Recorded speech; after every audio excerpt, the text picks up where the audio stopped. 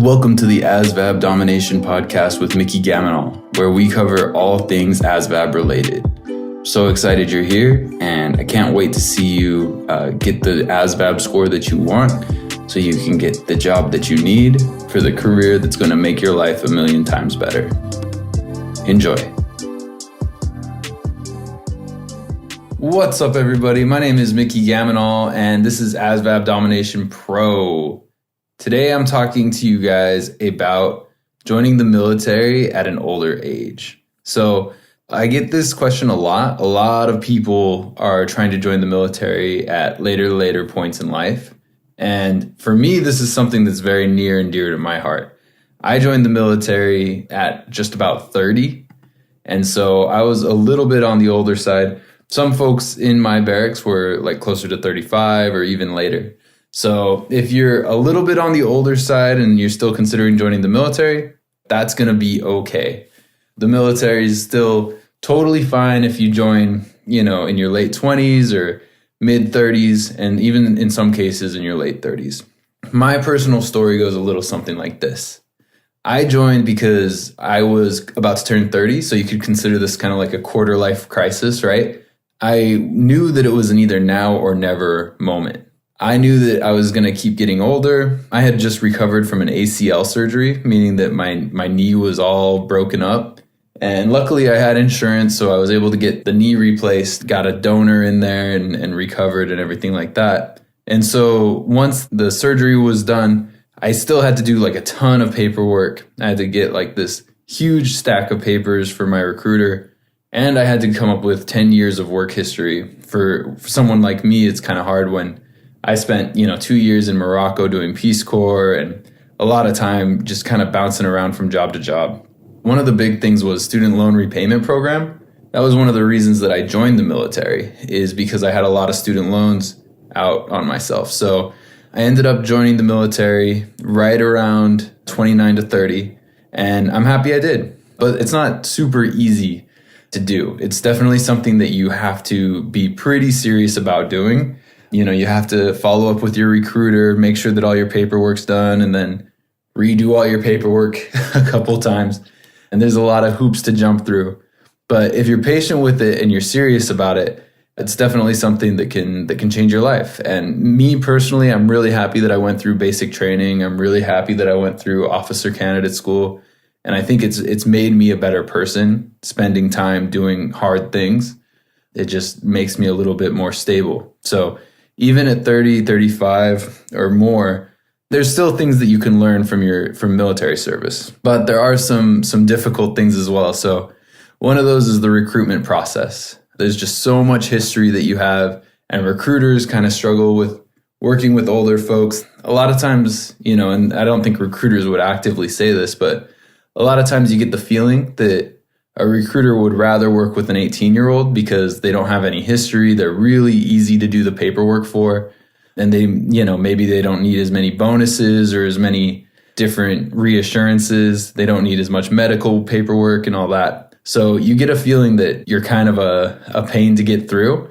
But at the end of the day, a recruiter is a recruiter, and their job is to recruit, right? It's right there in the name. So if you stay focused with them, they will continue to do their jobs, and they'll continue to try and get you into the military. And I had a great recruiter. Shout out to Rodriguez. Anya, she was great. And now I'm in the military and kind of doing what I want to do. Drill sergeants can be tough too. Oftentimes your drill sergeant's going to be younger than you, and they're going to be, their job is to kind of scare you and put you in your place and tell you what to do, tell you how to brush your teeth, tell you how to shave. And it can be hard to hear that when you're older than a drill sergeant. But again, they're just doing their job too. So listen to what everybody has to say, jump through those hoops, just like the kids, right? And anytime that you're having a tough time with a drill sergeant because you think they're kind of going after you because you're the old man or old woman or whatever, and you think they have some sort of like power issue or something, just look at the 18-year-olds. They're going through the same struggle you are, but probably worse. And so putting things into perspective, as in like their sky is falling, at least that these months will pass, kind of helps you to keep it into perspective. And one thing that I still struggle with sometimes is a lot of the other soldiers are going to be much younger than me. And sometimes they can be a little bit childish, and you don't have patience for that.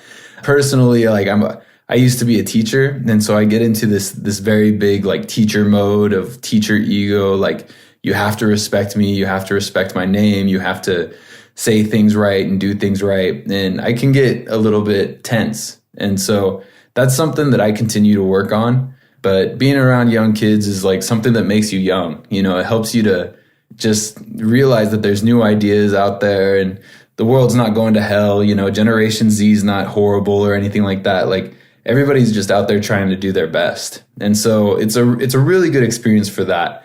If you're kind of struggling with the newer generation, spend a little more time with them and you'll realize that they're human too.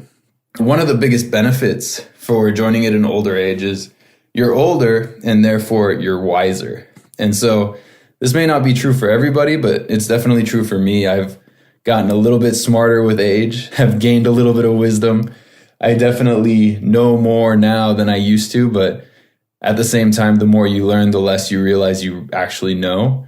And so it's given me a little bit more humility, especially as I've gotten older. One of the biggest draws for the military for me was, like I said, that student loan repayment program. And then also I was able to commission. So I have a bachelor's degree in secondary education focused in math. And with that bachelor's degree, I was able to come in to basic training and then go almost directly to OCS. Not quite directly, but from basic training into OCS and then finish officer candidate school as a second lieutenant, which means at that age, I outrank a lot of people who have been in the military for a lot longer than me. And so getting some respect for my bachelor's degree is always like a really big win, because oftentimes teachers don't get a lot of respect.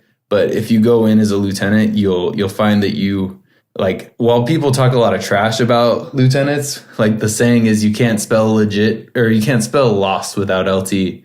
And I always say, you can't spell legitimate without LT either. But people like to joke about LTs because they don't really know how to do the job, or they haven't been in the military very long. But a commissioned officer has a lot of responsibility and a pretty good amount of authority and a decent amount of respect, which is a major plus, at least for someone like me. It helped me to kind of make the National Guard a little more worth it. And finally, if you're a little bit older, you're in a better position to make the decision of whether you want to go reserves or active. So me personally, I did National Guard because I love coaching and tutoring. I don't want to give up on my ASVAB coaching business. I want to keep that kind of at the main focus of my life right now, but I still want to do the military thing. And then for you listening, maybe you have a job that you don't like, and maybe you've had this job for a long time and you feel like you need a really big change. Active duty Army or Navy or whatever is going to be a very, very big change. Maybe it'll make you decide that you like the job you hate a little bit less or a little bit more, but at least you won't feel like you're doing the same thing anymore. So I'm a big advocate for kind of flipping your life on its head if you're not happy with the way your life's at right now. So to anyone who's joining at an older age or having any struggles with joining, I want to tell you, keep going. You're going to be a better soldier and a better person for the struggles that you're going through now. So if things are hard, it means that you're getting stronger. It means that you're doing better.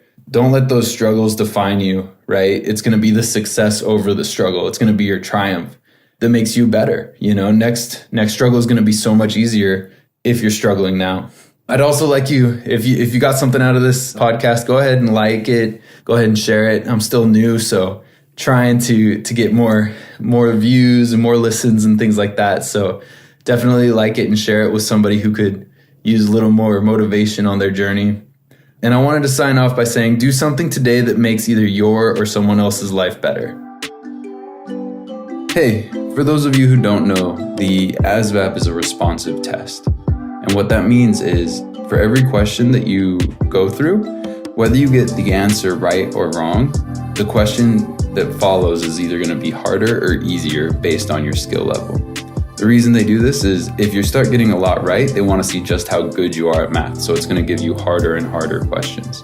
And if you just got one wrong, it's going to give you easier questions to see just how bad you are at math. So if you've ever been taking the ASVAB and you've seen a question that you don't know how to answer, or you have no idea what it means, it probably means that you were getting some right answers and now you're at a point where you don't know how to answer anymore because now this is the skill level that you're not at yet. And so what I've done is I've gone ahead and created the ASVAB crash course for the math phobic. This crash course goes over 11 sections of math and shows you kind of what the hardest questions will look like. And then I break it down into simple and easy to understand steps so that if you see one of these hard questions on your test, you'll know two things. One, you'll know that you're killing it and you're doing really, really well because they wouldn't ask you hard questions if you weren't doing well. And two, you'll actually know how to get those right. And so that it's going to continue to give you hard questions, which is going to just throw your score through the roof. And this, of course, is going to result in a better MOS, a better bonus, a better career, and a better 6-year contract or 3-year contract overall. So if you'd like to give this course a try, I've created a coupon code for you. The coupon code is Gamonal, Gamonal, and you can do that for $53 off. Just go to gamonaltutors.com, GAMONALTUTORS.com, and you can register for that course right there. Use coupon code Gamonal and let me know what you think. I'm excited. I've seen this course help a lot of people on the ASVAB, and I'm excited to hear your story of how it helped you. So don't hesitate to reach out if you have any questions, but the ASVAB course, the ASVAB crash course for the math phobic can be found at gamonaltutors.com and use coupon code Gamonal for $53 off. Thanks, and can't wait to hear your story.